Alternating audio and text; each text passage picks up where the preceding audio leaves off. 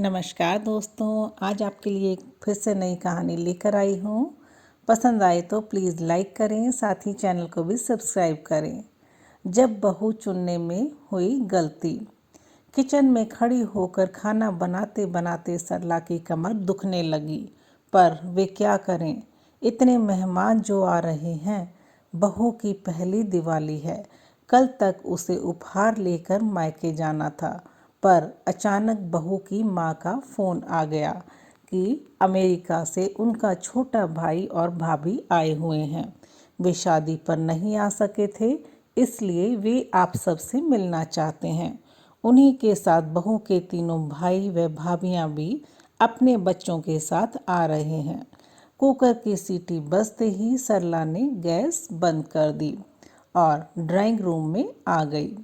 बहू आराम से बैठकर गिफ्ट पैक कर रही थी। अरे मम्मी देखो ना, मैं अपने भाई भाभीियों के लिए गिफ्ट लाई हूँ। बस पैक कर रही हूँ। आपको दिखाना चाहती थी, पर जल्दी है। वे लोग आने वाले हैं, इसलिए पैक कर दिए। बहू ने कुछ पैक किए गिफ्ट की तरफ इशारा करते हुए कहा।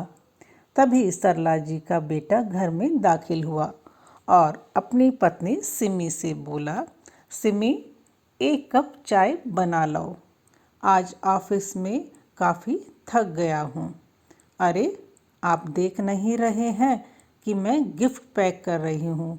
माँ आप ही बना दीजिए ना चाय, मुझे अभी तैयार भी होना है।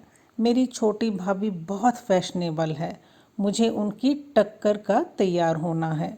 इतना कहकर सिमी अपने गिफ्ट पैक करने में लग गई।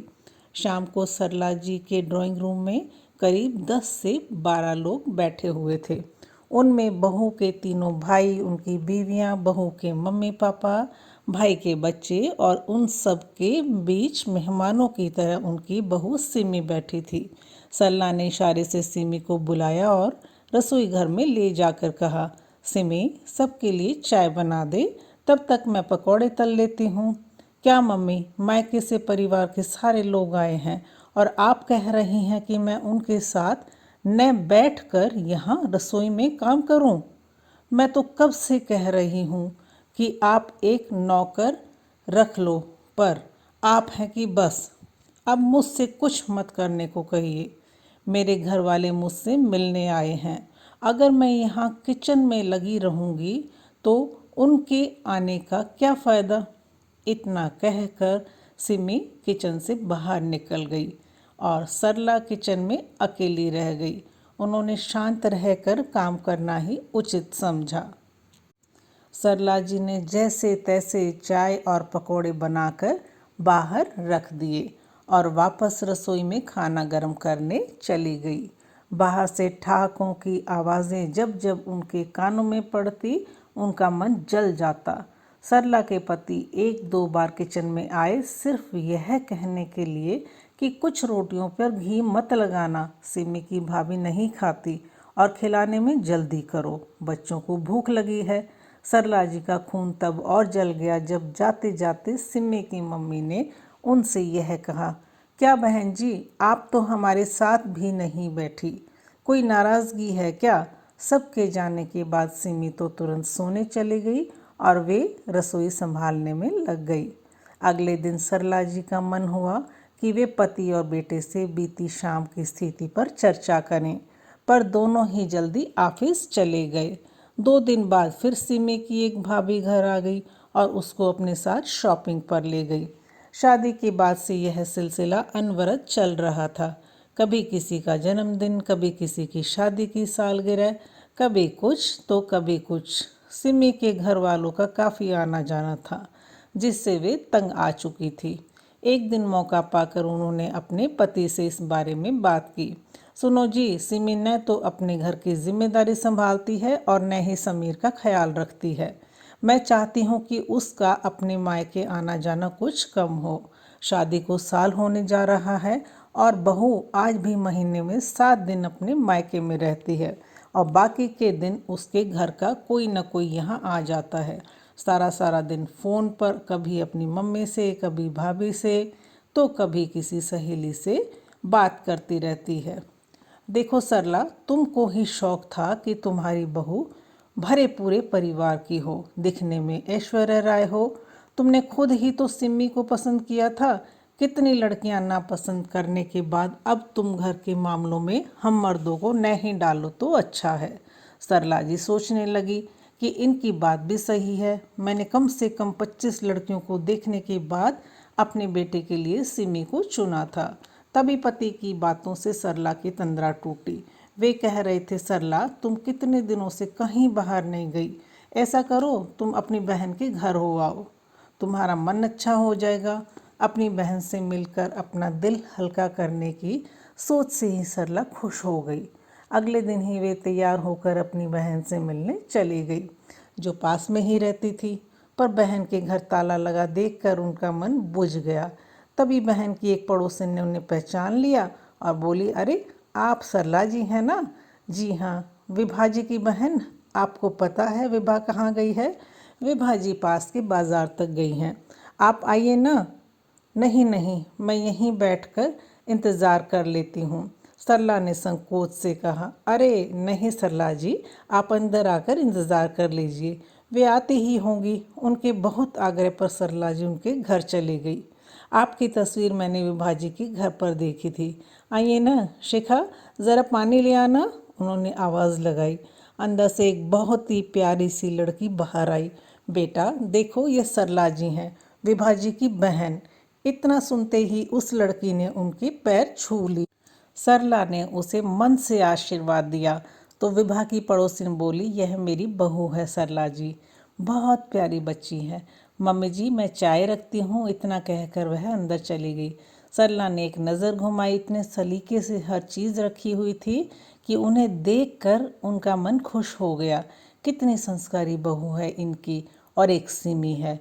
बहन जी, विभा दीदी आपकी बहुत तारीफ करती हैं। मेरा ध्यान विभा की पड़ोसिन पर चला गया।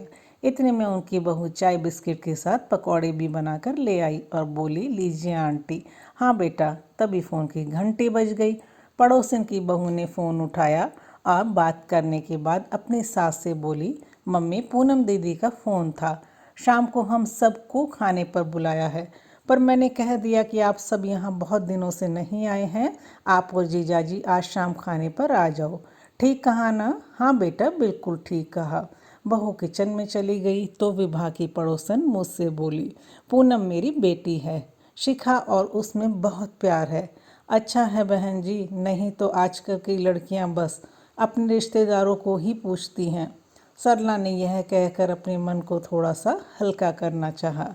बिल्कुल ठीक कहा बहन जी, पर मेरी बहू अपने माता पिता की अकेली संतान है, एकदम सरल और समझदार। इसने यहाँ के ही रिश्तों को अपना बना लिया है। अभी शादी को 5 महीने ही हुए हैं और वो पूरा घर संभाल लिया है। वे गर्व से बोली, बहुत अच्छा है बहन जी। सरला ने थोड़ा सहज होकर कहा, अकेली लड़की है तो अपने माता पिता के घर भी बहुत जाती होगी, वे अकेले जो हैं? नहीं जी, बहू तो शादी के बाद सिर्फ एक बार ही मायके गई है, वह भी कुछ घंटे के लिए। हम बात कर ही रहे थे कि बाहर से विभा की आवाज़ आई, शिखा बेटा घर की चाबी दे देना। विभा की आवाज़ सुनकर शिखा किचन से निकली और उनको अंदर ले आई। शिखा ने खाने के लिए रुकने की बहुत जिद करी, पर दोनों बहनें रुकी नहीं। अगले ही पल सरला जी बहन के घर आ गई। विभा के दोनों बच्चे अमेरिका में रहते थे, वह और उसके पति अकेले ही रहते थे। दीदी आज मेरी याद कैसे आ गई? विभा ने मेज पर सामान रखते हुए कहा। बस यूं ही, तू बता कैसी है? मैं तो ठीक हूँ दीदी, पर आपको क्या हुआ है कि कमज़ोर होती जा रही हो? विभा ने कहा। शायद सरला की परेशानियाँ उसके चेहरे पर भी झलकने लगी थी। आंटी जी आज मैंने राजमा बनाया है, आपको राजमा बहुत पसंद है ना? आप तो खाने के लिए रुकी नहीं, इसलिए मैं ले आई और इन्हें किचन में रख रही हूँ। अचानक शिखा दरवाजे से अंदर आई, किचन में राजमा रख कर मुस्कुराते हुए चली गई। बहुत प्यारी लड़की है, सरला के मुंह से अचानक निकल गया। अरे दीदी, यही वह लड़की है जिसकी बात मैंने समीर के लिए चलाई थी, याद है न आपको? इनके ऑफिस के एक साथी की बेटी। दीदी आपको याद नहीं आया क्या? विभा ने सरला की याददाश्त पर जोर डालते ने को कहा।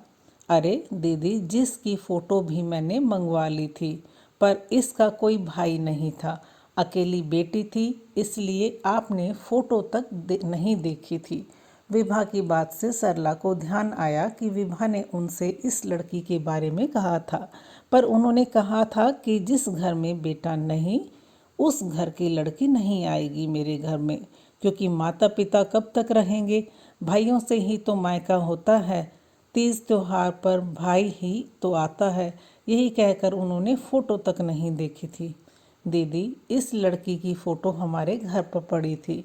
श्रीमती वर्मा ने देखी तो उनको लड़की पसंद आ गई और आज वह उनकी बहू है। बहुत ही गुणी है शिखा, अपने घर के साथ साथ हम पति पत्नी का भी खूब ध्यान रखती है।